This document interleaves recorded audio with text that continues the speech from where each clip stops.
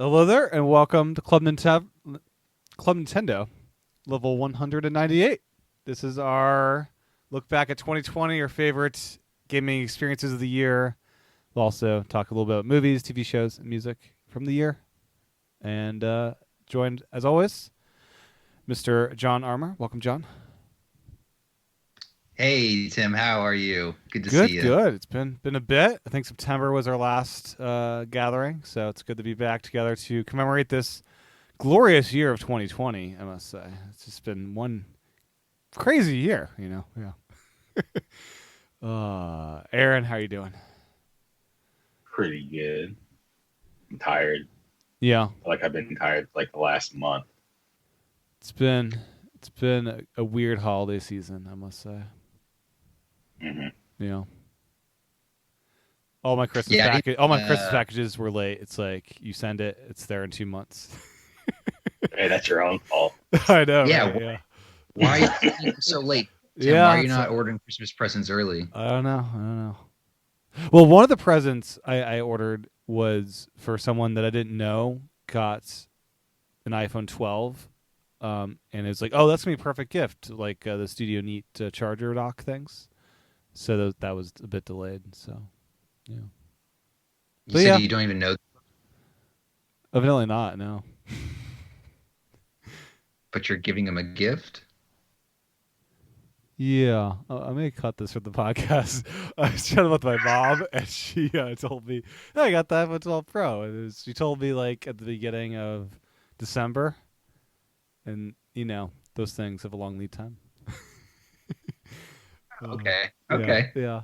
So I know her obviously, but I obviously don't call my mom often enough to know when she gets a new iPhone. Does your mom listen to the podcast? I don't think so. No. Okay, I think you're safe. Oh gosh. So, is there anything in Nintendo World news to just briefly chat about before we dive into our favorites of the year? I know Yes. the Nintendo theme park got an overview and stuff like that. Would you want to bring up, Aaron? The sheet that I texted you guys the other day. A list. Yeah, the list. Do you buy this list? This is the Reddit's list of announcements coming next year. I don't. Well, if we look back in the past, like every time that we get a big dump like this, right? Like it tends to be true.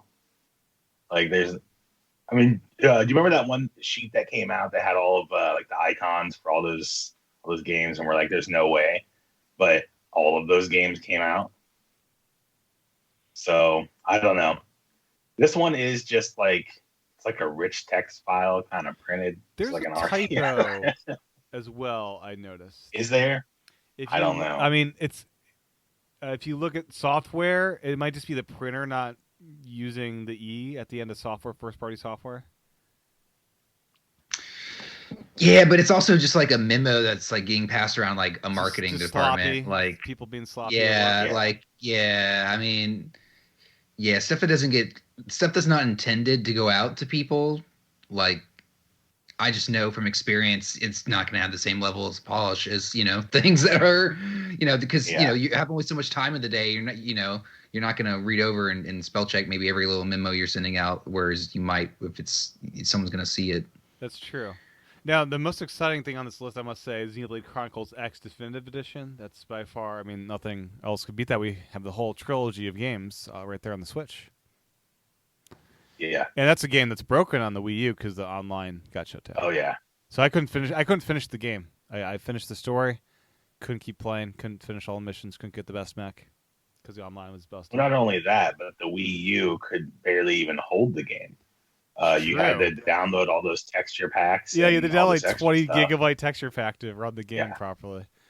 Oh, it was beautiful though. But yeah, that was a magical game on the Wii U. But yeah, this list is crazy. Any other standouts for you guys? I mean, John. The Switch Pro. I mean, yeah, you're bearing the lead. Like, look at the very top of the list. Yeah. Pro. That comes out of your birthday. Switch Pro. Oh, Yeah. So It's got I a think, date on it. Yeah. So this thing has to be true, right? Like we've heard What so day much of the about week the Switch is your Pro. birthday this year, Aaron? I don't know. Probably, and let me guess. Is it a Friday or Wednesday? I don't know. Let's look. 4/22. Sunday. It's a Friday. Is that Actually, is that when yeah. Nintendo releases hardware Fridays? Yes. Yes, yeah, it is. Okay. So we can see it. It seems a little too soon. Like it seems like it's been way long enough, but I feel like it's so soon since the new consoles has come out, like the PS5 and the new Xbox. Like I feel like they would have given it more like room. But I mean, I think about it this way. We didn't hear about the Switch until, was it like December or something that we like first got the announcement or It was and then quick. It was we a got- quick turnaround. September and to then we got March. the It was big- September to March, I think. Yeah. but then we didn't get we like actually saw official it dates January. and stuff till like January. Like we Yeah. got like that preview video and that was it. And it was like But- it's coming next year. But this is a mid-cycle upgrade. This isn't a whole new. So Right? they already have like a player base that they know a lot of people are going to upgrade to it already. Probably just based on, looking at things like social media and what people have already purchased, right? You can tell if people are buying certain types of games, they're going to want to upgrade, like The Witcher 3 or something like that. So this sheet says it's $400 this thing, which is $100 more than the regular Switch. So that regular Switch will just continue on at the same price point. Is that right? I think it would, yeah. Do you think you could throw a Switch Pro into a regular Switch dock and it would just output at 1080p? No, because it says on that sheet that there's a new dock. It does. But I I'm think curious it's if it'll gonna be backwards a totally compatible. different size. Oh, it's possible. I think that the Switch Pro is going to be a little bit thicker, and it's going to have these like Pro Joy-Cons. The Pro Joy-Cons will, fit the system a little bit better, but I think that you'll still be able to use regular Joy-Cons. Yeah, as well. I'd hope you could, because those Joy-Cons are quite the investment already.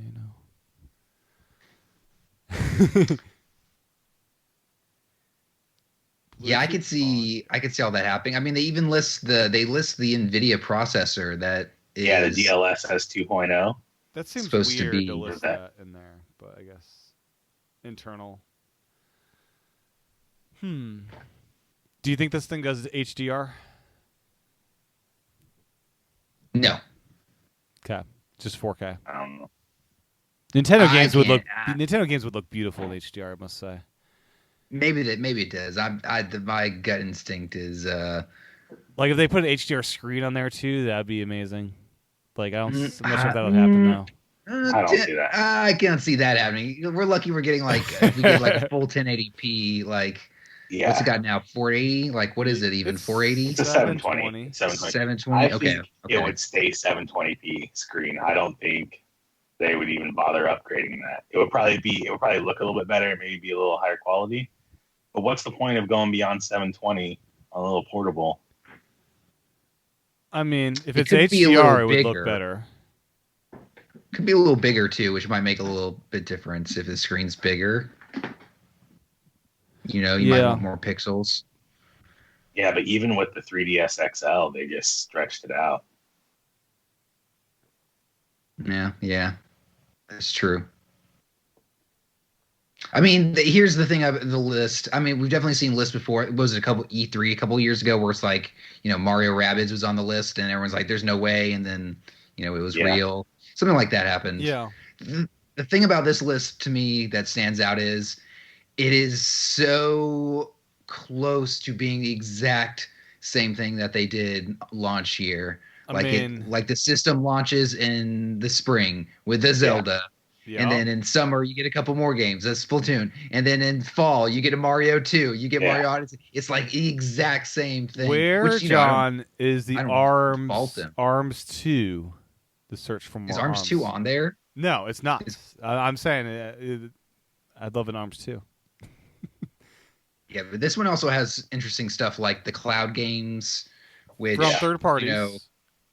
Third parties, a lot more third party stuff. It had GTA 5 in there, which honestly I'm shocked that hasn't happened already because It's on everything. It's on everything. Like, the game player base is huge, and that would be like no one seems to be shying away from just doing things that print money these days, which it seems like something that would just print money. So It's true. I mean, if this Switch Pro thing is real, can you imagine just all of the games we're gonna be flooded with on the eShop? Like, I mean, there's just so many games that they're like want to bring to the Switch, but they're not able to, like, hit that 30 FPS. What's this processor comparable to? Is this like a base PS4? I don't know. Look it up. What is the processor? It's got to be like the next gen of the same thing that's in there now, right? Like, just I'd imagine so.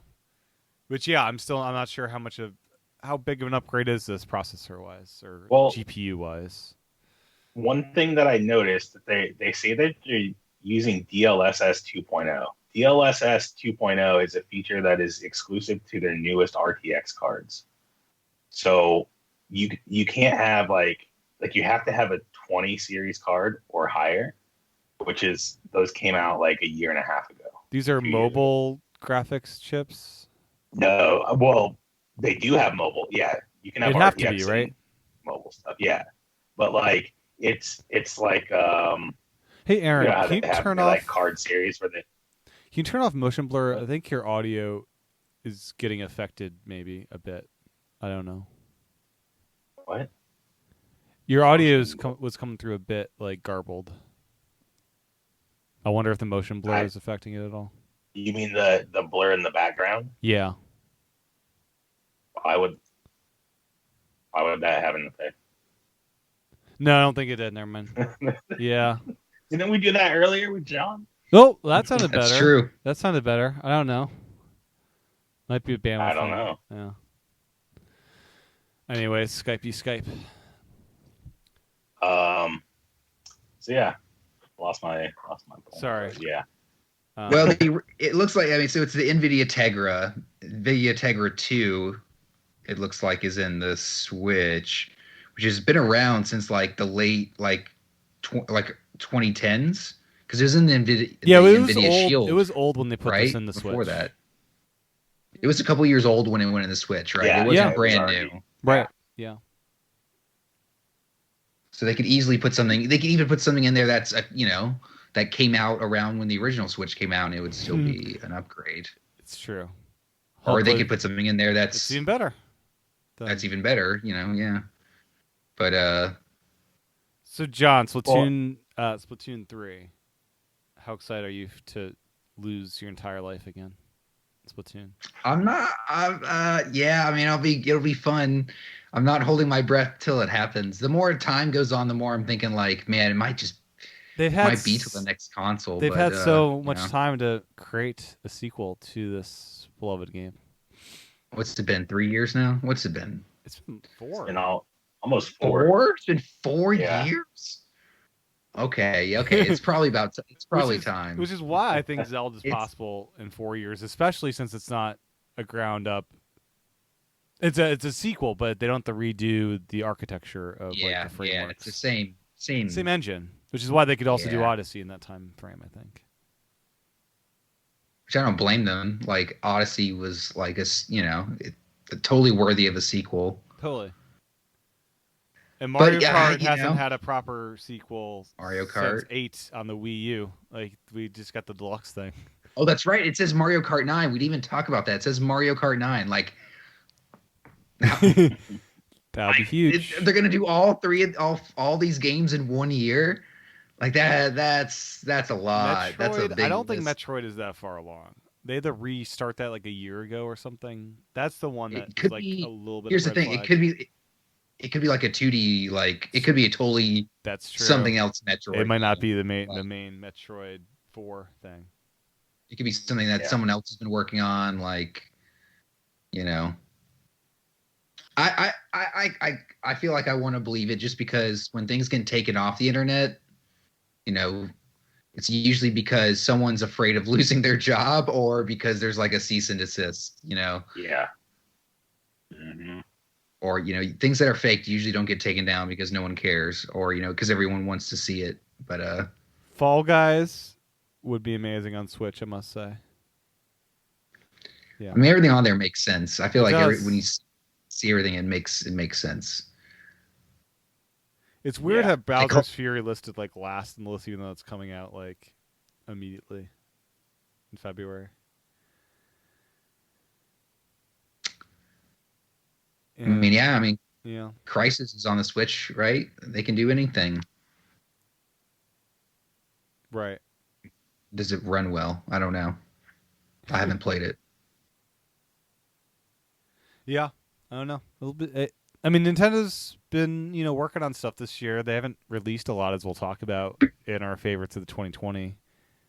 So they might just be holding on to stuff for a big 2021 because they had Animal Crossing to get them through this entire year. Yeah. Yeah, that's true. I mean, this could just be like everything from last year that didn't make it. They did. I think they said some things did get pushed.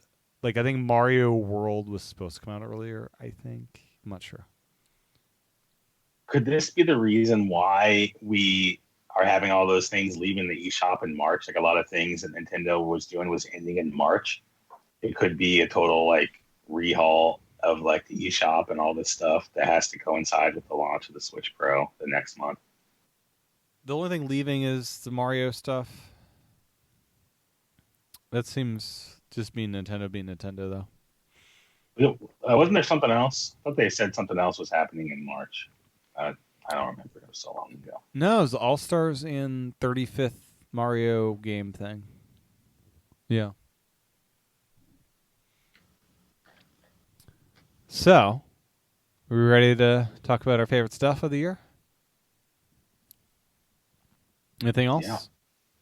No, I think that's it. Yeah. Okay. Yeah. Check out the Wada theme park video if you have a chance. If you're listening to this, that was kind of fun. Him going through an empty theme park. I'm still not quite sure what the attractions are, but the park layout itself looks cool. Just walking around and looking at interacting Mario with stuff. He had the wristband on that like you can like tap bricks and coins come out and stuff. That's cool. Yeah, it seemed pretty neat. Like the park itself is like the fun thing. I don't want to look and just be like disappointed that we have to go to Japan for that. Yeah, and the pandemic exactly. is like preventing any of this to happen for a while. Yeah. So, 2020 games. There were quite a few. So my list, I just wrote a list of everything I played for the year, and more than half of them, I must say, are on my PlayStation 4 Pro via remote play on my iPad. Is how I played a lot of my games this year. And the standout hit, of course, is Animal Crossing on the Switch as far as Nintendo titles go. What's your guys' Animal Crossing journey been this year? Have you guys fallen off, or what's your situation with that? I have fallen off. It's not really that fun after the first week. First week? You didn't even make it a month? I don't know. You can check my playtime. Okay. I've booted up the game multiple times, and I literally go talk to my favorite person, which is Moose, and I'm like, all right, cool. See you next month. Yeah. I checked it. I did the New Year's countdown in Animal Crossing, so I saw the countdown in New Year's in Animal Crossing. It's the first time I booted up in like a couple months, though. It's like I'm here for the party. I booted it up. I turned it on early, maybe sometime last month, and it was winter. And the first time I'd been in there in a while. And I was trying to, because I heard there'd been a lot of updates and like a bunch of new stuff, like the Dream Towns, like all the, a lot of the old stuff had come back. So I was like, oh, I want to check it out. And I walked around for like 5-10 minutes, couldn't figure out how to get any of that stuff. So I just was like, all right, peace out, everybody. And I just logged back out. I guess I couldn't find it because it's not here. Or, I figured it would be very obvious, like here it is. Here's, but nope. So I was like, okay, cool. Well, everything looks the same, which I'm not mad about. But yeah, it definitely fell off after the summer. I did collect all the fossils before falling off. I did accomplish that feat. Yeah, I think I did finish the Dino Fossils. I did not get anywhere. Well, of course, you have to go through all the seasons for everything else, but Right. yeah, I think I did get that far. I mean, I spent almost 400 hours in the game, a lot more than Aaron. I definitely didn't get. Definitely Right. didn't give up after. Mhm. I probably Um, spent 40, maybe. yeah, I spent a good. I was in there a long time. Plus well, maybe that does count. My other town that got erased. My original town. Maybe I forgot about that time, but yeah, I don't know. Oh, that's right. Yeah. I definitely will. I still want to go back, especially once they add Mario, like the Mario themed stuff in there Oh in the spring. yeah. Back for that, check it out. But it's good to get away from it. I think Yeah. every once in a while. It was such You a know. perfect release timing of this game. It became like a cultural phenomenon, just a happy place to go to, with all this crazy stuff in the world. I think that was the problem. There were so many people that were into it, and it was everywhere that I was like, "All right, well, I've played this. Right. Why is everyone so crazy about it right now?" Yeah. Hey, people. Yeah, Like that was it. another thing. I was like, where have you people been? Like, I've been playing this since the Yeah. GameCube, and I'm like, Yeah. I don't get where. Well, I mean, I get why. I mean, not everyone's gonna be. More people are in gaming now than then, obviously, but it's Yeah. like, holy, like, yeah, these games Yeah. have been around, and I'm glad people are appreciating them. But it was definitely like, if you only knew, If you only knew. if you only The knew where you 3DS been. one was pretty solid too. Yeah. So here's the totality of the Nintendo things I've played this year. Paper Mario: The Origami King.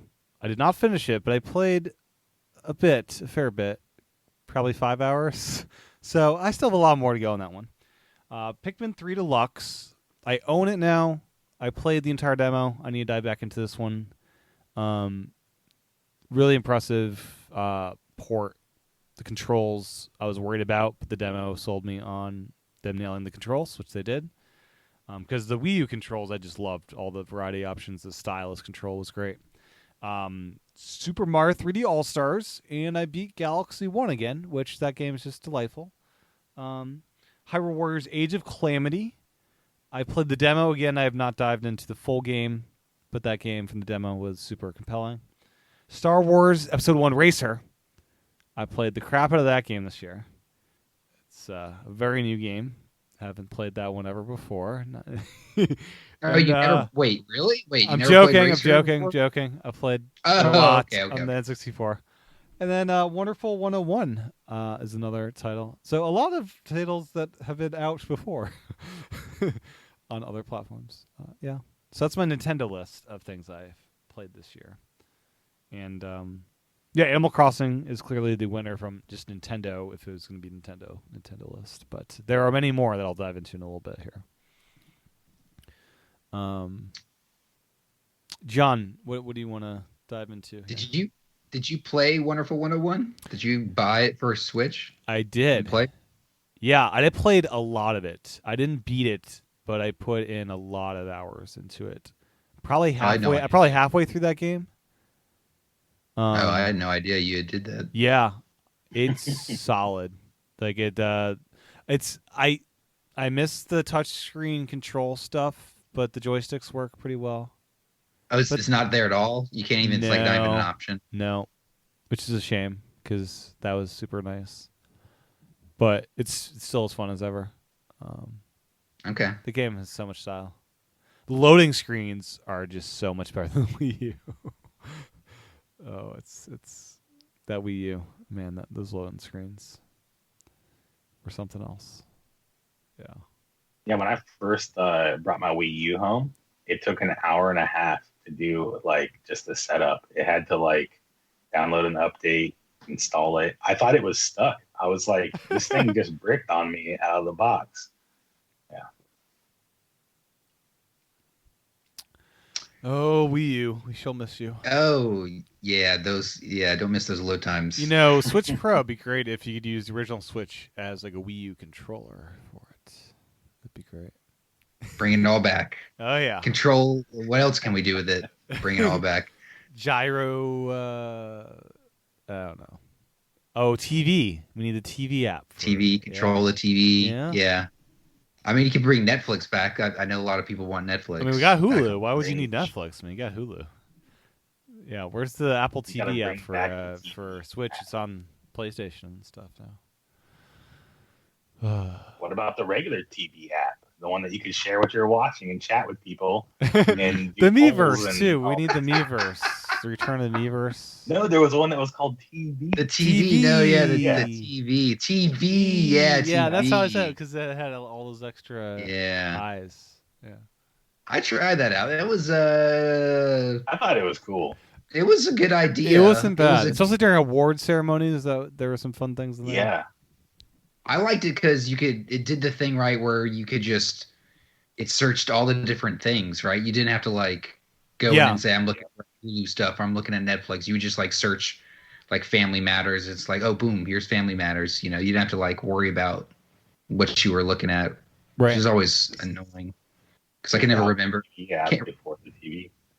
Yeah, it really was. Yeah, I mean, kind of. Yeah. And it was supposed to hook up with live TV, but I didn't really. Did it ever really do that? Did it? It could ever- import the data. Yeah, you could. I didn't have- You could do something with it. I didn't have TV, so I didn't ever do any of that, Yeah. like satellite TV or like real. I think TV. it works with an antenna in some way. I don't know. You couldn't hook up an antenna to the Switch or the Wii U, but you could do it with other things. I don't know. Enough of that tangent, I guess. I don't know. Yeah. John, where would you like to start in your favorites of the year? Yeah, favorites. We can start with like things I like dabbled in. I dabbled in like Doom 64 for the first time this year. First time. Which is a game. First time, I never played it growing up. That was actually, I thought, a lot of fun. Much better than I think people give it credit for. Yeah. Like I found it just as good as any other Doom game. Which I enjoy Doom and Wolfenstein, those old ones, really a lot. So that was really fun to visit and actually have a good time with. That, and I also played Star Wars Racer. Actually, was playing Star Wars Racer the other night. That's such a good port. It really is. It does hold up. I think they've updated it since it came out. It seems to run a little bit better than I think when it first came out. And the rumble's great on that thing. Oh, I hadn't even. Oh, I guess there was rumble. I didn't really notice. Yeah. What else was there? But for the biggest things that I probably played most played are, I played Animal Crossing, played a lot of Animal Crossing. I played the Mario Kart Tour with my brother. That's the physical thing? A physical thing, yes. So with that was pretty with the go-karts? cool. Did you have one or two The go-karts? little go-karts. There was 2 carts because my brother you had 2 just of them. did it. Yeah, it was cool. Yeah, how was that?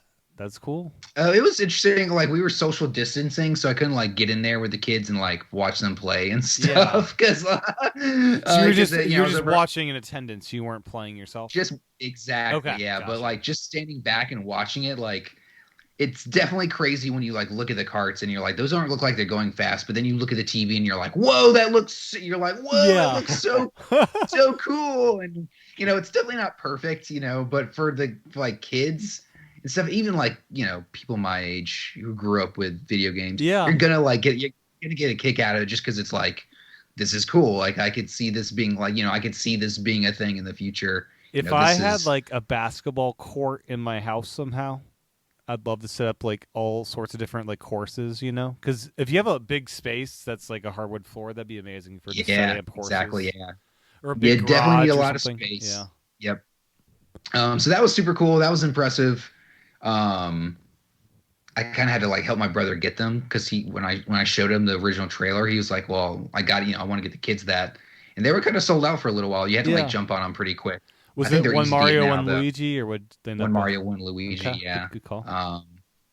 Played Splatoon as I always do, Animal Crossing. But the thing I played the most of, and probably my game of the year, to your shock, is Among Us. The 3-year-old game. Yeah, a 3-year-old game. I've Right. still Well, all the games I mentioned. Splatoon. Doom 64. pretty much all the games I mentioned, just like My some are old. my favorite of yeah. the year is a very old game that I'll talk about later. That you maybe will guess. But I've The still runner-up might be, not played Among Us. I've not touched this game. I downloaded it to my What? iPad. I still haven't played it though. So Go play it. It's free. explains free. you're like Yeah. trying to like find the killer, right? It's one of the best games. It's just so much fun. You Like, have to voice chat to yeah. play this game properly and have fun. Mm. Nope. You can just type. You don't even have to type if you don't want to. Yeah, you don't even have to. Really? I mean, people might get a little mad. They're gonna think you're a little sus, but that's Okay. And then you'll get voted out. So you play this both with strangers and also with friend groups? Yeah, So it's probably a lot more fun with friend groups, obviously, right? it is. It can be, yeah. If you get a good lobby, where the spirit's good and people are really, having fun. But yeah, definitely more of a friend game. Most of the time you play with For voice me, chat then- if you're with strangers or no? Well, for me, whenever I play, I kind of do like half and half. So it's some people I know, and we're in voice chat together, and then we play with other people we don't know, and and they're not voice chat, so they're just typing. Usually, we get some pretty good groups that way. Yeah. Well, here's the thing. Here's the real question. Are you communicating with your friends about the No, so we're on, or really are good you, about not cheating. No. not cheating? Okay. not cheating. Okay, that's good. Takes some discipline because there's nothing really built into the game. Yeah, there's Besides, like, I saw the so- instructions. Like if you're at home, don't talk is what it said. Yeah. And this is on Switch now. How's the Switch port? It's actually, I like it a lot, but here's the thing. I like it a lot because I have USB keyboards that I've already I can easily look into my setup. Like here at my desk, I have a USB keyboard already go because I was using it with Animal Crossing. Yeah. And actually, you can easily get one of these. Actually, I have it right here, like a USB extender. Yep. So you're hooking into your dock and you're on a TV or a monitor. I mean, because you can do it handheld, but the keyboard on handheld is atrocious. You can do it on the TV, but then you're using the D-pad to type in text. Why hasn't someone created with the GameCube a Joy-Con with a QWERTY keyboard on it? There is, yeah. Oh, there is, and there's one for this. There's one for the Switch also. You can, I saw a Switch. There's a Switch Joy-Con with a QWERTY keyboard. Yeah, that's wild. I might need to hilarious. Check that out. But regular keyboards. But you use regular keyboards. I played handheld with the Switch on-screen keyboard for a little while. It was okay. Honestly, playing on my phone using the horizontal keyboard on my phone isn't that great either because the way it's pushed in the middle and my screen's the big ones. iPad with iPad with Magic Keyboard seems to be the way to go. You got a nice big keyboard. I did that. Yeah. And that's the way I played the most of it because I would play the rounds holding the key, holding the iPad. And then when you're talking. When I talk, I dock it. I would literally slap it on the keyboard, start typing, and then as you play. Right. Whoops. So, but yeah, if you haven't checked it out, it's a lot of fun. This is free on Switch, or is it paid on Switch? It's $4 on Switch. Okay, it's free on mobile. You get a bunch of stuff with it, right? Like the PC version where I play, it's $5, and you get a bunch of costumes and hats get all the costumes. There's no ads. The thing about the on mobile is there's ads, which can you pay to get rid of them? You pay $2 on mobile to get rid of the ads. Okay. So, and you can play between iPad, Switch, and PC. I think so. Yeah, I think that's cool. It's cross. Yeah. Yeah, this was the other cultural phenomenon game of the year outside Animal Crossing. And Fall Guys. And Fall Guys, yeah, that's another big one. For a month. For a month, yeah. Fall Guys, yeah, it's the Jelly Bean game, or that game is on my list in my PlayStation section. It's definitely on my list. I spent a lot of time in Fall Guys. Honestly, the runner-up game for me though is, it's probably a tie with Animal Crossing, but Mario's 35th is a lot of fun. The battle royale game, the Tetris thing. It is a lot of fun. It's definitely can be frustrating. Mhm. But if you know the original levels really well, like if you're one of those people who've played them 1,000 times and can like kind of run through the originals with ease, this is like totally worth picking up because it's going to give you like some new challenges. It's going to like you're going to be doing all sorts of stuff like obviously you're battling 100 other people, but they give you extra power ups. You're collecting coins to like get more power ups, What's and the they switch strategy? Are up you the trying to levels. get And coins or get through the level as fast as possible? What are you trying to do here? you're trying to pretty much go until you're the last one standing, but collecting coins gives you different power ups. Like you'll get a random like question mark box for every certain amount of coins you get. So if you're down to like about to die, you can power up. So, is a better strategy to like go slow through an easy level to stay alive, or what are you trying to Well, get? so when you kill things, though, you send those enemies Send to them. other players' It's like games, it's and like So you want to so keep moving. yeah. yeah, You want to kill as many enemies. You want to get as many coins as possible, pretty much. So if you get a fireball, you're going to do pretty well, I'd imagine, with killing or a things. star. Yep, more star. Yeah. Star works well. You get combos and stuff, all that, things like the points rack up. It's a lot like the Tetris. Honestly, a lot of the battle stuff, I don't even like, you can choose like who your stuff sending stuff to. I'm not even as great as a lot of the other players I've seen online where they're actually strategic and like playing stuff Who they're out. knocking out, yeah. I am still just like amazed that like because some of these levels they're throwing a ton of enemies at you and stuff, and it's original Mario where it feels like it where the hitboxes are super precise. There's not much leeway where it's like there's certain things where it's like I was barely a pixel off and I still got killed. You're dealing with that level still because it's original Mario, but Yeah. it's definitely worth checking out while it's still around. I'm kind of sad that's going to go away. Yeah. Even if I don't even if I don't continue to play it, I think it's worth other people playing and just being around. So that kind of sucks, but Yeah, I played a couple yeah, rounds of that. It it's was free. enjoyable. Just check it out. Yeah, Cool or deal. free if you pay for online. Yeah. Yeah. Aaron, where do you want to start with your favorites? Well, I kind of just mixed in all of my stuff. I don't really have like a Nintendo. I can pull my Nintendo things out. Be like 2 games or something. All right, so I have like 3 Nintendo things. So they're all old. So first, Pokemon. I've been playing Pokemon recently. Sword and Shield? Yeah, and I just got the DLC Ooh. like a few weeks ago, and so I'm just I'm like just diving into that, even though the game came out a long time ago. Yeah. But they just finished it though. Yeah, they just finished it, so Yeah. I'll be able to get the full experience. Are you It's a lot liking of fun. it? Is it good? I am liking it, yeah. Because the last time I played really was like X and Y. So it's been a while. Yeah. Like I got Sun and Moon, but I didn't really get into it. Yeah, me either. X and Y, is X and Y the one we stayed up Yeah. till Yes. 5 Yes. like launch morning I got the blue Yep. Pokemon 3DS to commemorate the system. Oh, that's right. I think Yep. I also have the red one at this point. But yeah, that was my first Pokemon game ever. Was X and Y. Oh wow. I missed out on Pokemon as a kid. I was deprived. Holy cow. I was deprived. Yeah.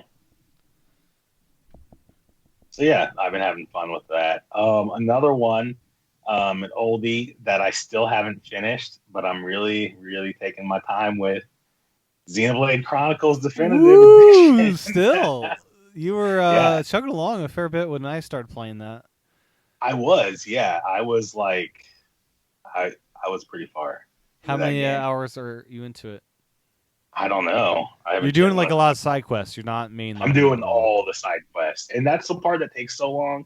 I think is like every time that I kind of finish up an area, you have to kind of go through all the different times and check out all the different places to make sure you're not missing quests from all the different NPCs and stuff. Thankfully, the side quests they like tell you actually where to go in this definitive edition. Yeah. Otherwise, you'd never be done with this thing. So far, how do you see your playtime? Okay, here we go. What? That can't be right. Only says 50 hours, but there's no Doesn't way sound that's right. right. Okay. No. I feel like it doesn't. Sometimes it racks them up at like 5-hour increments. I've noticed. But I should be like way over like hundreds Okay. by now. Okay. No, that's a Let's good one see. for sure. Then my last Nintendo game Uh-huh. is Mario 3D All Stars. Hey. Oh, I forgot about that one. What's Yeah. your favorite from the batch? Galaxy? Sunshine. Sunshine. I Sunshine. booted that. I needed to dive into that one. It's pretty cool to see the game in like kind of HD. It still feels weird. Like it doesn't look like it's 1080p, even though it is. I don't know. Maybe it's just like the art style. But you can definitely tell when you play it now that the game wasn't finished. John, it feels like they should recreate the Sunshine Hub world in Splatoon and have that as a map. That could be something. Just because it's outside and there's like water everywhere. Yeah, and it's like this is where Splatoon came from, right? The idea of the Like, what's it? Delfonso Plaza? Yeah. What do they call it? Delfino. Delfino. Delfino. Delfino. Yeah, Delfino that'd be Plaza. great. That'd be a great little map for Splatoon. I'm all for it. I'm all for Yeah. more. They could even use the Nintendo tunnels. maps. Since in Ooh. Splatoon you go down into your ink, maybe they could also have the tunnels as like a way of traversing.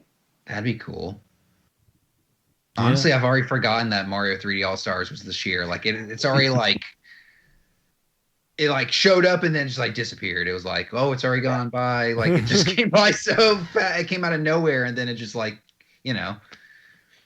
For me, I played them, but didn't beat them. I see one more on my list. That's a Nintendo game. Trials of Mana. It's not all Nintendo. It is cross-platform, but Yeah. that's where I played it. It's on the Switch. Okay. And yeah, you guys didn't play that game. So. Did not know.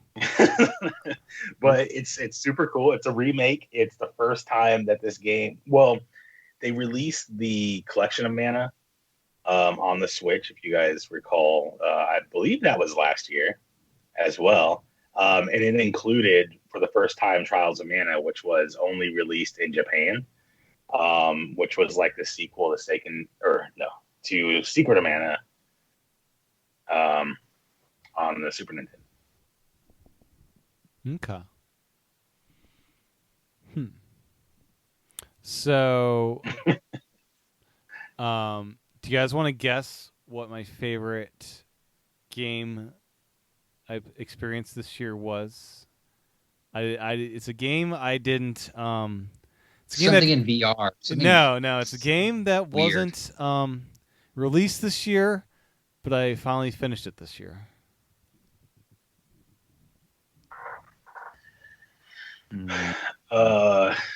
I remember you saying something about this, and I already forgot. It's a game that was released 6 years ago. Sub Wars? What was that game you were playing? It was not Sub Wars. That game I beat at time of release. Last of Us. Last of Us? No. Alien Isolation? Yes, dig. Yeah.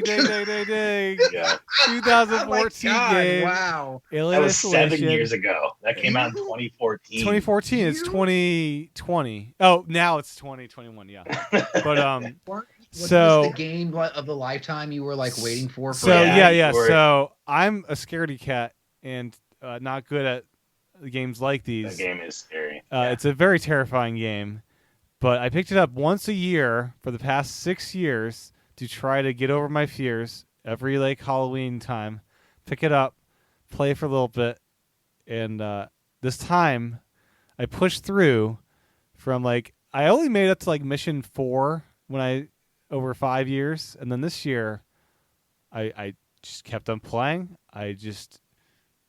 It's just a masterpiece. Like it's so well done.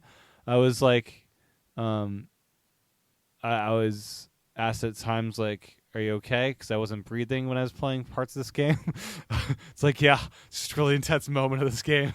And there were some, as an Alien fan, it's my favorite film franchise.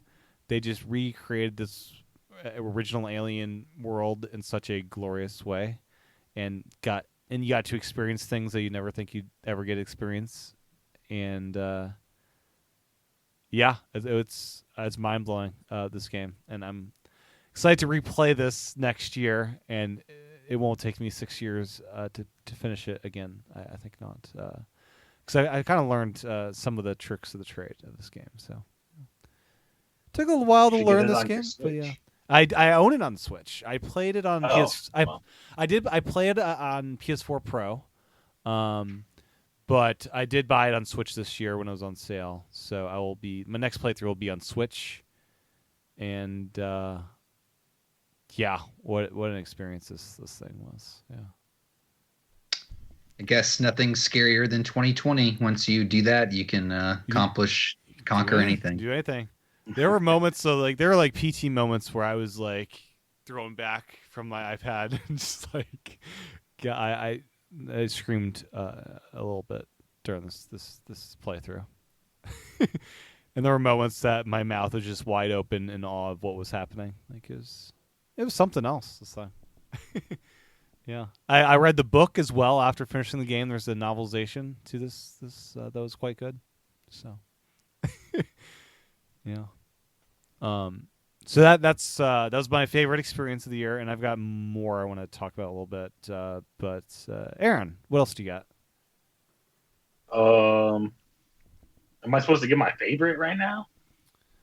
You can, or you can build up to it. I wanted to share my build up. Yeah, I wanted to share my favorite, but I'll talk about some other ones after this. All right. Another game that was on the Switch, but I did get it on the Switch. I ended up playing it more on my PC though. Was Minecraft Dungeons. So this game is a lot of fun. It's just like a hack and slash, where you just kind of go. It's kind of like a looter shooter type game where you just kill a bunch of Minecraft mobs. You get some better gear, which allows you to go on and kill more stuff, and you just keep on doing that forever and all eternity. They even had some DLC that I did not play because I didn't want to pay for the game again. Fair. Yeah, it's a lot of fun. Cool. Yeah. I want to mention Fall Guys, which I put in. I wish PlayStation had a play counter. I think PS5 does, but I played so many hours this game. I did max out my level in the first season, and I'll never get the platinum trophy because you have to win like 5 rounds in a row, like the whole round. You have to like be number 1 at the end of like 3 or 4 rounds in a row. So I'm never doing that. I wish I could. I'm not that good. That's like impossible. I've never even won a round. So yeah, me either. Like I don't. Yeah, stupid trophy. Very angry at that trophy. But it's such a blast, such a just joyous kind of game. You know, sound design's great. Can't wait for this to come to Switch at some point. Hopefully. It's not very fun, I think, to play by yourself. I find you have to kind of be socializing like a little bit when you're playing it. Otherwise, you just get really mad. I get angry at some of the people that like grab you and like push you off the edge. Like, I just want to punch those people. It's like, but you can't because you got little stumpy arms. So. I know. But yeah, sometimes there's some evil people, or they'll stand blocking a bridge while the goo's coming to get you, and they're just like waiting until so they can be the last one up. Some people are very evil in this game, John. It's very devious. It's pretty funny because you don't really have any way to fight, but people come up with some pretty good strategies. They do. They do. What else you got, Aaron? Let's see. Final Fantasy 14. Of course, this has to make my list every time that there's like a DLC for it. So we had a pretty big DLC this year. Because of COVID and all that, everything got delayed and everyone was real upset about it. But once it came out, patch 5.3, it had a big story, a lot of good well, not a lot of good dungeons, but there was some pretty good content. Yeah, it was just nice to have it over the summer after everyone's in like lockdown and stuff, and finally get some more Final Fantasy. Is Final Fantasy VII remake exclusive to PS4 or is that on PC? It's PS4. Okay. Because for a second there I was going to guess maybe that would be your, but you don't have a PlayStation. Okay. Nope. Okay. Heard good things about that one as well. Yeah. I've not touched. I have that like one a yet. bias against that game because It's a console exclusive. when the first one came out, just like everyone loved it so much, and they still say that it's the best Final Fantasy, but they won't even try other ones. Sure. That's how I feel. I want to hear news on Part 2's release date before I embark in that game, I think. Because, yeah, the wait would just kill me, I think. Well, from what I hear, it actually ends at a pretty good point. Like, you're not going to be, like... dying for what's next. Yeah. It's like I don't know, Tim. It took you 6 years to beat your favorite game. That's true. Yeah. So I mean, that's a horror game, though. That's a different category. You've seen me play PT. I mean, let's be real. that's fair. I hate and love horror games. Like, I love the environment they set, but I'm just terrified to re-enter that experience sometimes and know what's coming. And it's really hard to play that game just like in a bright sunny day. You have to be kind of like sad. No, you gotta be like in a dark room and like headphones on and kind of like out in your own world, because you need the audio even to just get through surviving. You need to hear what's around you. Audio is so important in that game. But anyways, my next pair of games are VR games that came out last 2020. And we got Star Wars Squadrons and Vader Immortal. So pair of Star Wars VR games that were both very, very enjoyable. Vader Immortal, the tracking was a bit weird with my setup for PSVR. But overall, really good story, good experience overall. I enjoyed myself there. Squadrons was just fantastic. Finished the story on that one, played a little bit of online. But we finally got a good dogfight in Star Wars game in VR. And so it was only like $30, so I got on sale. So, boom. Have you played Squadrons, Aaron? No. So I know that it's for VR, but you can play it outside of VR too.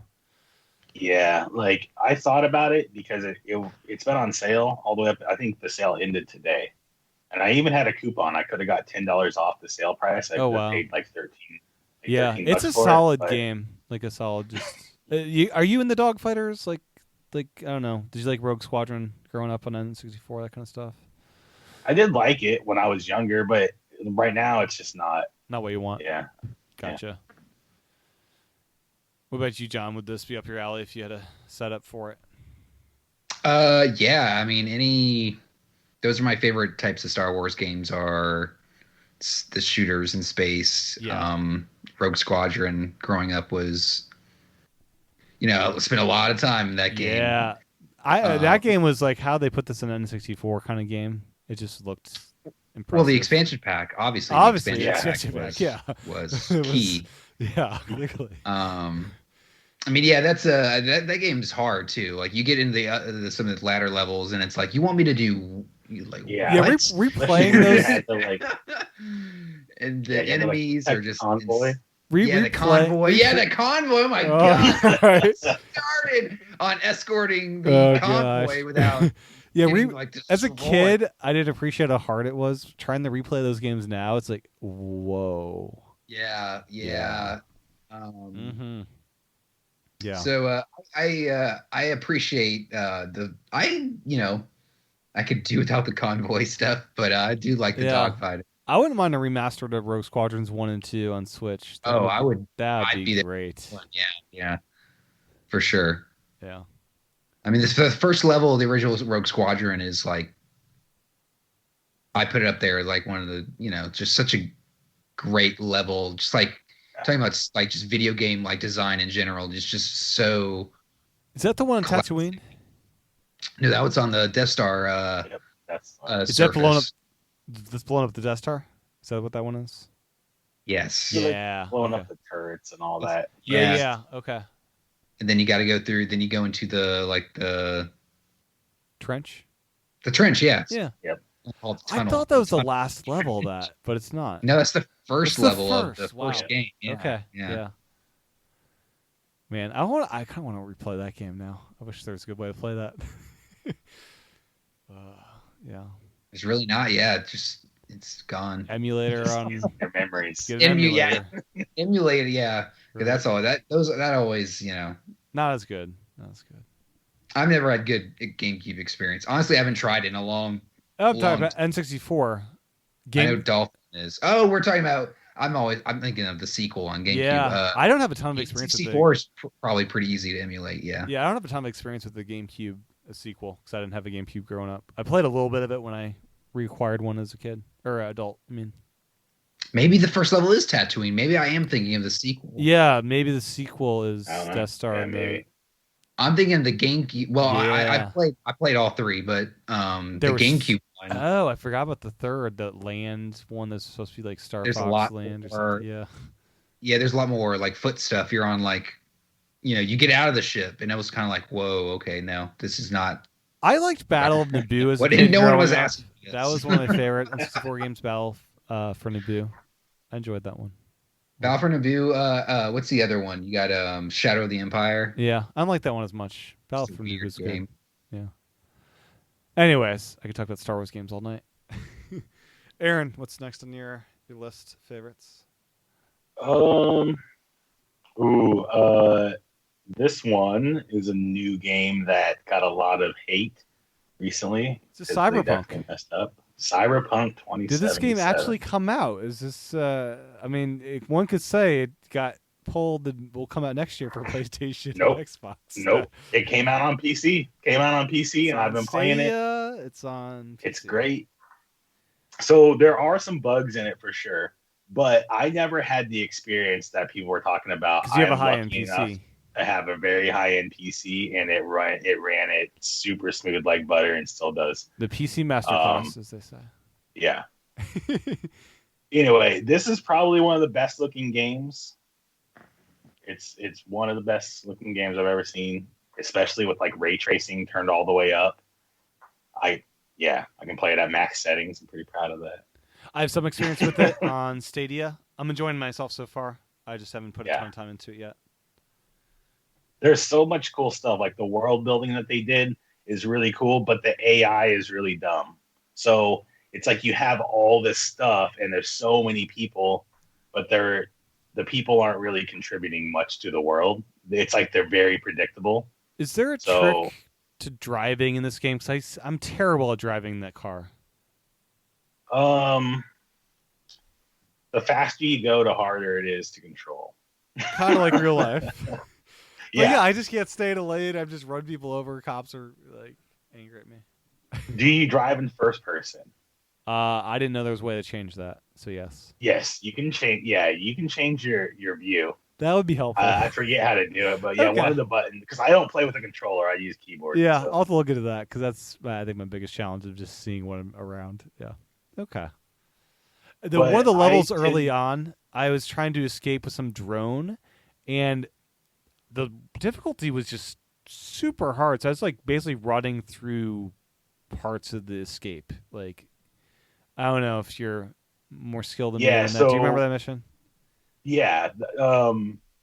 So that mission's very cool because it changes depending on your conversation beforehand. You sound like you chose the tough part where everyone turned against you. Yeah, I did. I chose, so I'm playing on like very hard mode, but I talked to people and kind of manipulated them beforehand to where they all teamed up with me and they helped me fight the way out of the building. You didn't have you didn't have to shoot the guy to get the drone? No. Whoa. I basically told him like what they were scheming, what like Miltech was scheming, and he's like, let me check it. And he verifies that they were trying to scam him with that with the credit chip card that I removed the virus from. And he's like, all right, I trust you. You're a cool dude. and then they give me the robot, and then we bust out of there. Huh, because I died the first time because he pulled a gun on me, and then I tried it a different way the second time, and I ended up shooting him. So, okay. That's good to know. Yeah. Yeah, But I basically just had to run through that. I had to do health like stabs and like run through the whole level to get the hell out of there. Yeah. Well, and the way I'm playing is all like stealth and hacking. So I literally just hide and I hack everyone, and they all die, and they never see me. Oh, okay. You can hack them to death? Yeah, you can make them suicide. You can make them you can spread viruses, all kinds of stuff. That seems nefarious. Okay. I haven't run into Keanu Reeves yet. I'm excited for that moment when that happens. I hear it's like 8-10 hours in. No, it's like 2 hours in. Oh, I gotta keep playing then, I guess. Yeah. Am I far from that? I don't know. You know where I'm at. I just finished that. That's all right. If you just did that mission right there, it's literally right after that. Okay, cool. That's what I'm doing next. If you just continue on the main story, it's pretty much right after that. Yeah. Maybe 2 missions after that, maybe. Yeah. John, are you getting a PS5? Is that on your list for next year at all?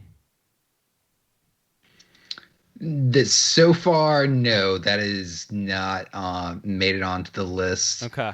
I'm much more actually concerned about making sure I have money put aside if there's actually a Switch Pro. Yeah, that's right. Now I'm thinking oh great, now I gotta find set aside that stimulus. I wonder if a game. Well, I hear we're getting a $2,000 check as well after the $600. Which will be nice. I wonder if GameStop trade-ins won't be a thing with the pandemic, sadly. So, GameStop still a thing? Are they still open? Because before that was an easy way to do upgrades. You train your system for a decent amount. You get the Switch Pro for. That's how I got on the subject of GameStop. Yeah. I just right before we jumped on this call, I was checking Twitter, and GameStop is scamming people again. So y'all remember when Xenoblade Chronicles came over, or the Metroid Prime? Oh yeah. And they opened everything up so they could sell it as used. I remember getting a copy from GameStop. Yeah, me too. We had to pay $90 for it. The used copy, yeah. Yeah. Well, now what they're doing with PS5s and Xboxes they're bundling. They're bundling them to where you're forced to pay hundreds of dollars more. Yep. For things you don't want. Yep, they did this with the last console cycles too, but it was less of an issue because they were more available. Yeah, but now it's your failing business model. You're passing that off on us so that way we can keep. And they're selling out instantly these bundles. Yeah. Yep, it's crazy. I mean, I'd be okay if all the bundle was PSN cards and we used to buy games on my digital system, but they're not doing that. Yeah. Nope. Yep. So, we were talking about memory lane a bit more. Tony Hawk Pro Skater 1 and 2 Remastered is another game I played this year. And speaking of games I don't remember being difficult, I am terrible at these games. They're so hard to meet these different objectives. Aaron, have you played the first couple? Yeah. So I haven't played the remake, but I do know the first couple, the physics they felt way different than the later ones. It seems like once they got to Tony Hawk's Underground or Tony Hawk 4. I only played 1, 2, and maybe 3. So my only experiences with these originals. Yeah. But they can be pretty tough. But yeah, it's man, give me some more time on the clock. I can't find all these skates. Even if I know where to go, I'm falling over or can't control my character that well. I mean, I want to love these games, but yeah, I just want to mention that the Tony Hawk Remastered's. Yeah. Aaron, what's next for you? Next up is Watchdogs Legion. Ooh. So this game is where you're hacking people, right? This game is basically, it takes place it's in London, so it has a disconnect from the Watchdogs world. If you played Watchdogs 1 and 2, those are in Chicago and San Francisco. But this is in a futuristic world where basically Amazon basically has all these drones all over the place. Very unrealistic. Yeah. And the drones are basically, in the company is even called Albion. And they have these drones that are supposed to be used for like news and all these other consumer things, but then they end up kind of being a police force of like London. And so you are this group called, I think it's a DedSec. That's what you're called. And basically you are fighting, like you're like the resistance. And the cool thing about the game is that you can basically recruit anyone in the whole world. So as you're walking around, you see all these NPCs and you can scan them and they'll tell you little stats about them. Everyone has a name, has a backstory, and has like, specific things to them. And you can go talk to them and try to recruit them. Some people don't like, your people, so they won't talk to you. And if they do talk to you, you have to go complete a quest for them, and then they're on your team. And you can freely switch between anyone because they all have all these different things. It's so much fun. How many people did they create for this? Is it 1,000? Is it hundreds? I have never come across the same person in this game. I mean, even like down to the looks. I mean, this game is huge. There's so much to it. That's cool. And it looks so good with like ray tracing and all that. So. Yeah, at some point I want to check the Watchdog games out, especially this latest one. I forgot there was a second one. Oh yeah.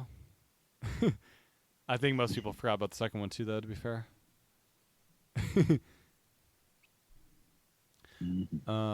No chance this comes out on Switch unless it's Switch Pro. No. I think it's on the list for Switch you wouldn't Pro. even be able to have any people in there. Like, yeah. It could be the whole point of the 8-bit game Watchdogs. Yeah. Next on my list is Concrete Genie. This is a game I platinumed on my PS4 this year, and it's a kind of like indie game that I think Sony like commissioned it. It's like a second dish party game, but you're playing as this like teenager who's like painting these like genies that like help you, like he's kind of imagining things, this like art and paint, and you're like cleaning up the city from this like nasty graffiti and these bullies that are chasing you around. Like sounds like kind of like Mario Sunshine. It's what? Sounds like Mario Sunshine. A little bit. It's, I don't know. It's a really kind of thoughtful and artfully created game. There's the painting stuff, and then there's like towards the end of the game, like a whole new mechanic that gets unlocked that's really interesting. But yeah, it was a really kind of touching and heartfelt game that I rather enjoyed this year. What's this called? Concrete Genie? Concrete Genie. Yeah, look up the Wikipedia of it to get. I'm doing a bad job explaining it because it's a really kind of bizarre game. I kind of want to pull it up to see the official description. This is on Switch or no? No, it's a PS4 game. Yeah, so this game came out 2019, October 2019. I thought this game came out later than that, so not too off from 2020.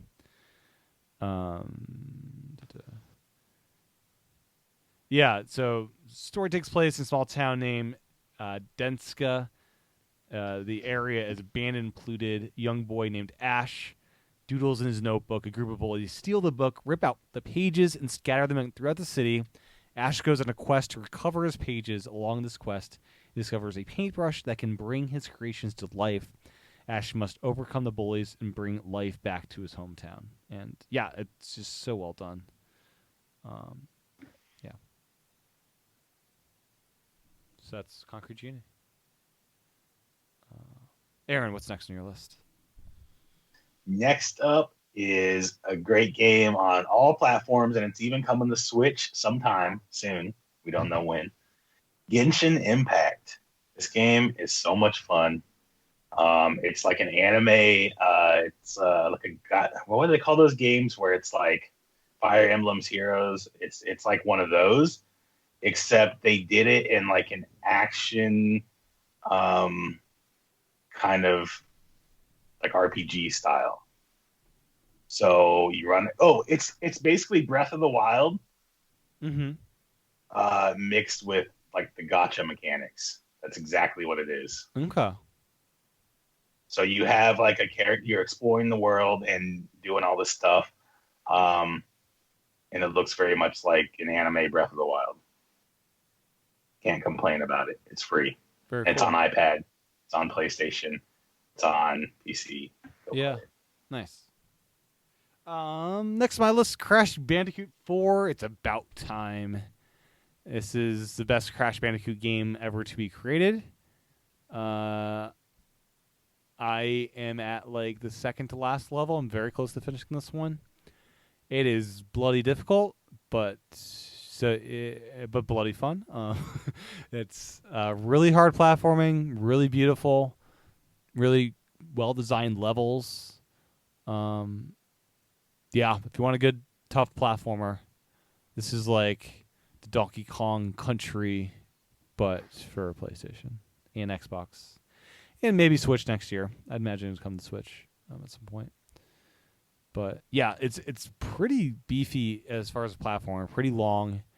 As far a lot of levels in here, and there's a lot of like side levels you can play as well that aren't in the main storyline. A lot of different characters you can play as. There's like a retro.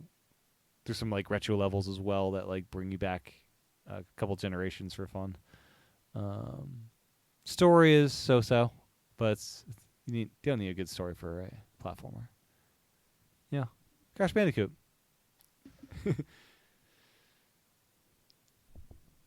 Yeah. What do you got, Aaron? Well, my last one on my list is my game of the year. It's an oldie but a goodie, as they say. This game came out in 2015. Oh, can we guess it? Can we guess it? It's been having regular updates ever since. Black Desert Online. So this game, you been talking basically about this the reason why this is my game of the year is because it's like an MMO, and I love MMOs with like huge open worlds and stuff. And I've been playing this one for a couple of years already. But when COVID hit, since it's like a South Korean MMO, they were kind of promoting people staying in. So they did all kinds of campaigns and stuff within the game. And it's basically been the game I've been playing since March. And it's so much fun. They started a new season kind of thing. So 3 months at a time, we're in our third season right now. They will release like a new character, and then they will have like, you buy like this season pack, and then it has all these challenges. You complete the challenges, and you get a bunch of like rewards worth about $100 in game. So yeah, it's all about keeping people in and playing. And because this is like a Korean MMO, I don't know if you guys know about those, but basically they already take up a lot of your time. So now they just like quadrupled the amount of time. So is there storylines to the missions and stuff you're doing, or what's that like? Yeah, so this game, the way it works is you have like a family, and you make a family name, and then there's a bunch of different classes. So you can make each character, and they all are within your family. So you can share things between family, like your weapons and gear and stuff. But each character is a different class. And when you start a new character, you go through the story, which is the same for each person, but parts of it change depending on what class you are playing as. Okay. But there's a lot to do. It's like like an ongoing world. I literally stay logged in 24/7 into the game. Even when you're not playing, you can go set up your character at like a training dummy, or go fishing, or cook, or do all kinds of stuff. It's just like a full-on living world.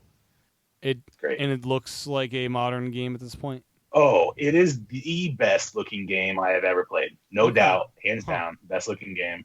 Better than Cyberpunk? I have some screenshots on Twitter if you go look, or you can go check my Twitch and go look at my past like videos. And if you don't agree it's the best looking game you've ever seen, I don't know. Okay.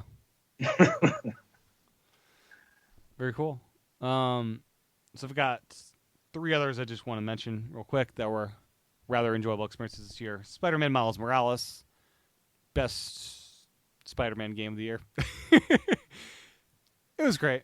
better than the original by leaps and bounds. Nice, tight, contained story. It's probably like 8 hours, 6 to 8 hours maybe. Super good. Ghost of Tsushima, a really solid, basically Assassin's Creed in Japan. Really like the story. Really good characters. Beautiful world. I would just open this world up and just do random stuff just to be in the world, not progress the story at all, because I wanted to just kill some time enjoying this world. And then my runner-up to my favorite game of the year is Last of Us Part 2. I cried multiple times during this game. It's a very, very emotional game. Love what they did with the story, and I don't want to spoil anything, but yeah, they did some cool things with the story. Beautiful game. Probably my best-looking game of the year I've played. And yeah, I played it twice. Once I finished it once, and then I booted it right back up to play it again. I just needed to experience it all over again. Yeah, I can't wait to see what Naughty Dog does next, because they're phenomenal game. So yeah, 2020 in games. There was a lot of good stuff, and some stuff we finally finished from previous years. Nice. So what's your game of the year? I mean, Alien Isolation is. Oh, that's right. Yeah. Okay, you kind of did it out of the order, but you I said did it out of runner order. up, so I Did was it out kind of of order, like, yeah, oh sorry. wait, is there something else I'm missing? Okay. Yeah. Sorry. Yes. I wanted to jump ahead because I just was so excited. I finally finished that game. Yeah. It's been 7 years. Got your money's worth. Got my money's worth. I really did, yeah. That's why I was looking at my first trophy I got in that game. I don't think there's ever been a game that I got a trophy that long ago and I finally would finish it that many years later. It's just fun looking at the trophy list, how long it took me to get through that thing. Oh, gosh. Yeah. They should give you a trophy for, time to completion being so long. I don't know. But yeah. If we're only counting 2020 released games, it would be Last of Us. But if we include games we finished for the first time, that would be in the list for sure. I don't even think I played a game that was released in 2020. What was Animal Crossing. Oh, that's right. Okay. That would be my. Okay, yeah. Okay. Everything else. Mario 35 and. Oh yeah. Does that count? Are we counting that yeah, as a 2020 game? It's a reimagining. I mean, they did add the inverted camera option, so I guess it is a new game. Yeah. So, favorite TV shows of the year? Just briefly, I have to give a call out to Ted Lasso, which is just the most heartfelt, wonderful show that was released this year. Yeah. Ted Lasso's good, but don't you think that it's kind of like Animal Crossing? The only reason why it did well is because it came out at the time it did. That's why it did phenomenally well. I would have liked it either way, though. I would have liked it either way. Mandalorian Season 2 also blew me away. I was blown away with where... the first season was much slower. It was enjoyable, but it was just kind of setting this world up. And then this season, it felt like every episode was pretty much just mind-blowing in some kind of way. Seeing stuff that you didn't think you'd see in Star Wars ever. So I see everyone's reaction on Twitter, and I'm like, someday have you I'll seen watch season this. 1 at all? You haven't watched Nope. any of it. You need to, Aaron. You Nope. need to. You need to join the party. I've seen the tile on the I gotta Apple say, TV. I'm so glad. I'm so glad I got to watch the first episode before having Baby Yoda spoiled. I somehow managed to see that episode before Twitter spoiled the Baby Yoda for me. That was a great reveal when that happened. Anyways. Yeah, I pretty much had the whole show spoiled by Twitter. I know his name. I know what happens in the season finale. I know everything about the show. Yeah, you should experience it, Aaron. The experience is far better. Twitter, than man. Knowing some spoilers. There's no filter. People need to stop posting everything. Yeah. Yeah. I mean, I kept up with it pretty well. I didn't watch immediately every episode, but I was keeping up pretty well. And someone made a comment about oh man, someone's in the show, and I just sent a nice little comment like on Twitter, like, "Hey, spoilers." They go, "It's not a spoiler. They were already in the other episodes." I'm like, "But they weren't. Yeah. They weren't in No. this episode." Like, Yeah. what? I was like, "No." Yeah, on Mandalorian days, I would stay off Twitter until I watched the episodes. Yeah. So yeah, I really also like the Apple TV show with Chris Evansworth or what's his name? The Captain America. I like that show. The one defending Jacob. I thought that was really Jacob. well done. Yeah, that one's pretty good. Was that this year? That was this year. Yeah, I think that was around April or May. Oh my gosh. Yeah. Yeah, I watched that one. That one was pretty good. Wasn't all of Apple TV? Didn't it launch in 2020? Like all No, these shows? Came out last 2019. year. 2019. No, it was last year. I don't know. Like at the end of the year. Yeah, Okay. like October, September. I enjoyed the Tiny World documentary. I watched Which a couple of was- those. The first and second one. Yeah. Yeah, just like with the macro cameras and shooting everything really tiny. And then there's the night one that I've seen, the first episode of one that was just beautiful. Yeah, that one. It's like, let me watch this on my iPhone 12 mini because that's the best screen I have.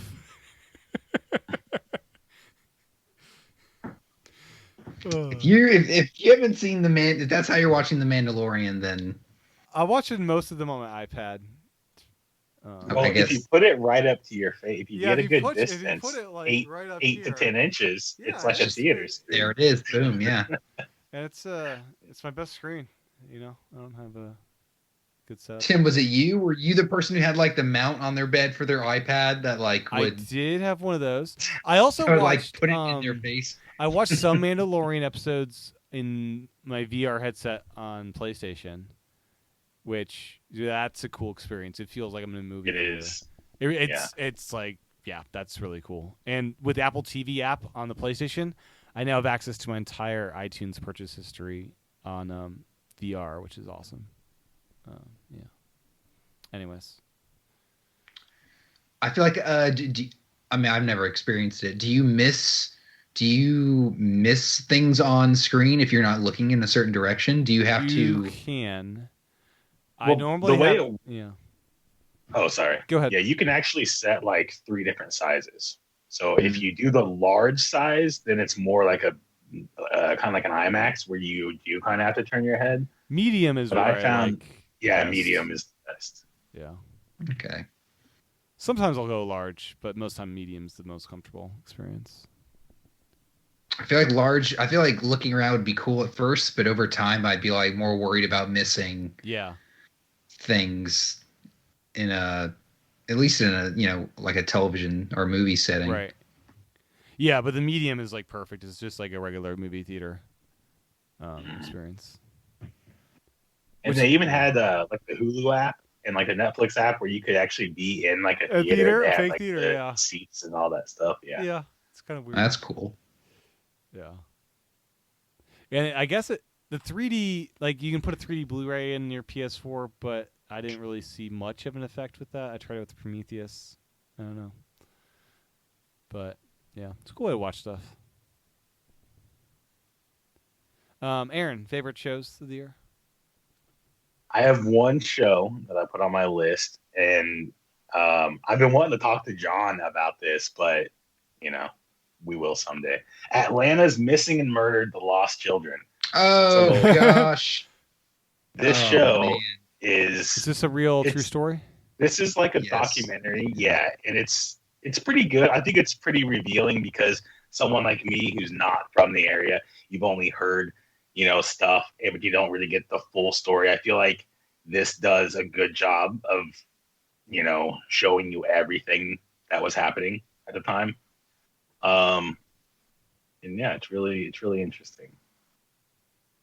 That's all I gotta say about I it. also have to mention Clone Wars Season 7 came out this year, and that was phenomenal. It, like, the last arc of that story was, like, intercutting with Revenge of the Sith in, like, really interesting ways and made you appreciate that final movie of that prequel trilogy so much more.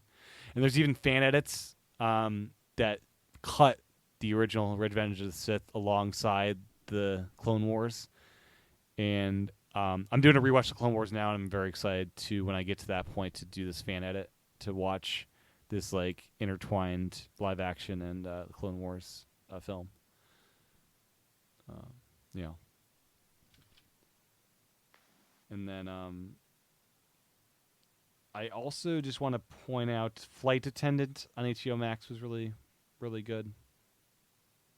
That's with the other HBO Max show, Raised by Wolves. I really was impressed by. That's Ridley Scott's TV project he worked on. It's a sci-fi story about androids raising kids and kind of the fallout from that. And there's like a religious sect of people that are also on this planet they're inhabiting, and it gets really wild.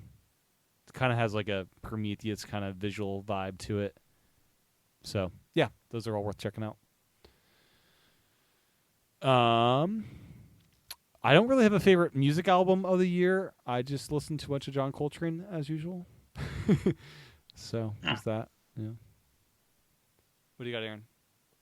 Well, my favorite was an album that came out early in the. Well, actually, I think it might have come out in 2019, just right at the end. I don't know. I need to check it. But it's Roddy Ricch.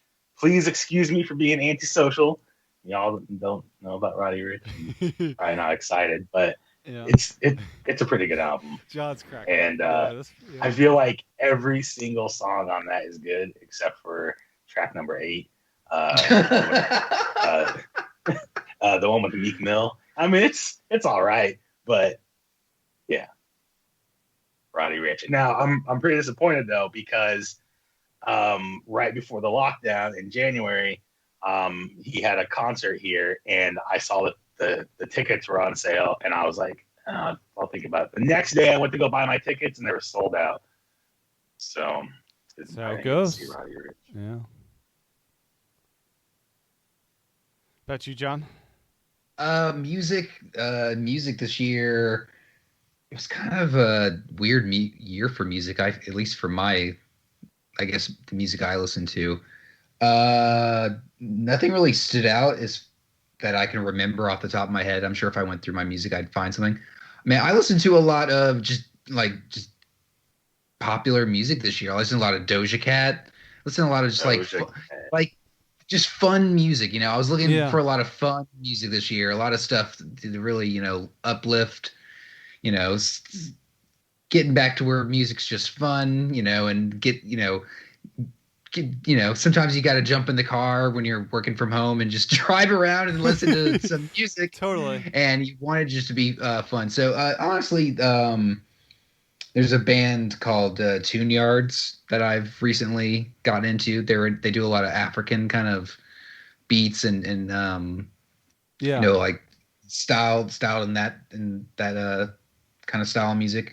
But nothing really that I remember that really stood out. That was like a breakthrough, or something that's like, well, something that I like ran to my friends and said, you got to listen to this. Right. Okay. Movies. What did we experience this year that was worthwhile? Real quick, before we move on to movies, I will say that with music, some of my favorite things to do is go and look at what John's been listening to. Is that even true? I will go into the music app. I'll go to my friend's thing and see what you've been listening to. And it's always just some stuff I've never heard of. And it's interesting.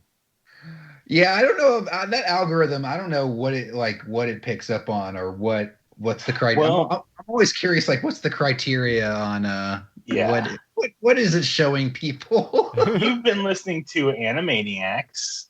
Yeah. How do you find people in Apple Music? So if you go to the Listen Now and scroll down towards the bottom, there's a Friends Are Listening To section. How do you find certain friends? I don't know how you can find certain ones, but that's where I always go. Okay. And it just kind of tells me the most recent stuff. You've been listening to some Tune Yards. You got some Cardi B. You want to listen to that WAP single? Yeah, there you go. Yeah. See, that's the kind of stuff that comes up when you listen to like popular music. Yeah. It's like this is what people listen to now. Oh, I found a way. So if you go into your profile, you can then see the people that you're following and vice versa. So Okay. I can see Aaron here and Yeah. John. You're listening to A-List Pop, Mr. Aaron.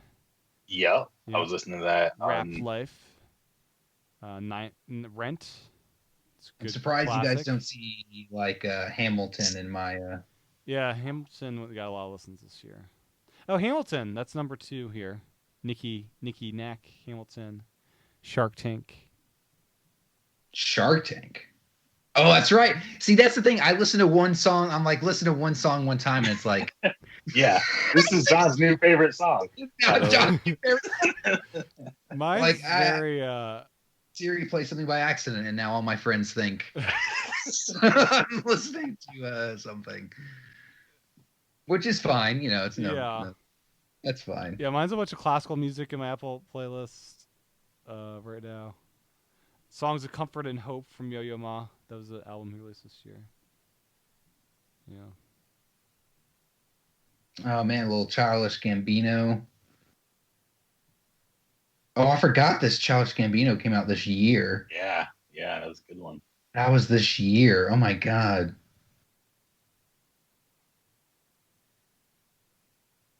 Wow, what a year! What a year. Yeah, listen to Impact because the new show is out, and I was revisiting some of the old songs, and the new show is really good. Like, if you like the original, it's totally worth watching because you know they're just as What's political this? as they used to be. Animaniacs. Okay, yeah, I'll have to check it out. So yeah, it's definitely is even just like if you watch the first one just to like to go down like a nostalgia trip What's it because on? the first one they definitely it's on Hulu. They have 2 seasons they've signed up for. But it's all the same voice actors, like all the original voice actors. You know, Steven Spielberg's back producing it, Oh, so wow. it's on point. Like it doesn't feel like they missed a beat, which is always sound nice. older. No, honestly, it literally is like, okay, now we're in 2020. We're just picking up where Right. the same ridiculous is where we left off. So, favorite movies of the year. Palm Springs is high on my list. That was just a really solid, enjoyable experience. That's the Groundhog's Day film where he's stuck in Palm Springs for a wedding, and he gets stuck in the loop with a couple people. Sounds terrible. It's an it's a terrible situation to be in, but yeah, exactly. But yeah, it's a very heartwarming movie. But Soul is also probably my favorite movie of the year. That's Pixar's latest film, and it just makes you think about life and the value of what you do every day, that kind of thing. Yeah, it's a thinking person's movie. But I did rewatch a lot of old movies this year. Like I rewatched the entire James Bond series. I rewatched all the Lord of the Rings. I rewatched. I'm in a Star Wars rewatch now. I'm going through every film and TV show chronologically right now. So I'm doing a lot of rewatching of some old favorites. I rewatched Braveheart. I was in tears quite a bit during that rewatch. Yeah, some classics. Anyways. My favorite movie this year was a documentary I watched called it's called Apollo 11, and it is footage from the Apollo 11 mission, but it's shot like it's a movie. It's shot like it was modern day. Well, I say it was shot like it's modern day. It's all from the original footage, but it's all been restored to 4K and HDR. Ooh. So it looks like if someone just had went out and shot this stuff. It's really, really amazing to see this stuff. Like some of the close-ups of the spaceship and just it taking off. I just added it to my up next queue on the TV. Yeah. I think it's a CNN documentary. But they did a real like you would never know it. It's a like you would never think it's like a TV documentary or anything like that. It's just really good, very well put together. The narration, I don't think there is narration. I think it's all just through the voices of like people being recorded. They use their own voices as like the narration of telling the story, what's going on. Totally worth checking out, especially if you have like a 4K or HDR like TV, like Or an iPhone definitely. 12 mini. Or if you have a 12 mini, Yeah, there it's you go. HDR right probably there, be right? just as Put it close to impactful. your face, Put stick it next to Yeah. your face. I can't wait till VR headsets get HDR. I want a headset with HDR. Does that exist anywhere? Do any of the PC ones I have don't that? know. No. Okay, that should happen at some point. That's really cool. I'm definitely gonna watch that one. Yeah, definitely check it out. If you're Other into than that, I think documentaries, there was too much. if you're into documentaries, They Shall Not Grow Old is worth checking out. That's Peter Jackson. He restored World War I footage. Oh yes, in a way that only Peter Jackson can, and it was that came out 2018. That was remarkable. Saw that in theaters when it came out. Yeah, Aaron, what about you? My movie of the year was an Apple TV exclusive. Greyhound. Yeah, Greyhound. I enjoyed that one. That was so a good ride. good, especially with the spatial audio. I gotta check that out so with good. my AirPods Pro. Yeah. Yeah. Spatial audio is so cool. um, Like I don't have a good speaker setup right now. Spatial audio. Yeah. It's pretty nice. Yeah. It was pretty fun. I liked it because you get war movies and stuff that add a lot of stuff that you don't necessarily care about, and I feel like this one really got to like what you care about, which is like the actual The chase and yeah. everything. I mean, it just starts It's right just- into the chase. They give you like a couple of minutes of backstory. They Yeah. give you like a And that's 5-minute. They This give you is- one scene. They give you one scene of backstory. Right. They're like, "You're good. You got it. He knows people. He's Yeah, he's got a girl." It's very focused. Yep. Very focused movie. Yeah, that was. This is a movie that if you're on your phone browsing Twitter, you're not going to enjoy that much because it's just like No. you need to be focused. Turn off your phone for this one. Yeah. I think once you start it, like you will like immediately get hooked because just that first part where they like encounter the sub, it just like pulls you right in. It's like a 20-minute scene of just fighting this first sub. And then from that point on, every battle goes faster and faster. But yeah, that first one really gets you. I need to rewatch it. Yeah. Yeah. That was good. You know what? Yes. Also was good. The Banker was actually really good That was rather. No, I didn't even watch that yet. with Samuel L. Jackson. I forgot the other guy's name, but he was really good. That's totally worth checking out. Yeah. That was good. Yeah, that was rather good one. I guess that was this year. There's I guess a lot of movies on Apple TV Plus. I watched Boy State. That was something else. Kind of scary, kind of not. On the Rocks was pretty decent. I've heard amazing things about Wolf Walkers. I really want to watch that. That's the animated one that's like won all these awards. That's like as good as like Pixar movies, evidently.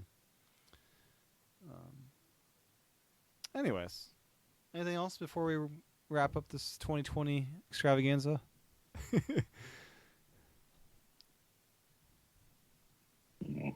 No. Nope. Another good TV show. We might have a sequel coming up. Is the like impeachment tapes. Oh yeah. I wonder if Oliver Stone will create a film commemorating this time. This is going to be a gold mine of movies being made in the next 15 years, or maybe we'll have a little break period where people won't want to think about it, but in 15, 20 years, it's going to be like... This seems prime for an Oliver Stone film. Yeah, this is what he does best, like tearing apart stuff like this. All that stuff. Yeah. Books and whatever, whatever craziness happens here. People can get their hands on. Yeah. Well, Aaron, where can folks find you on the interwebs?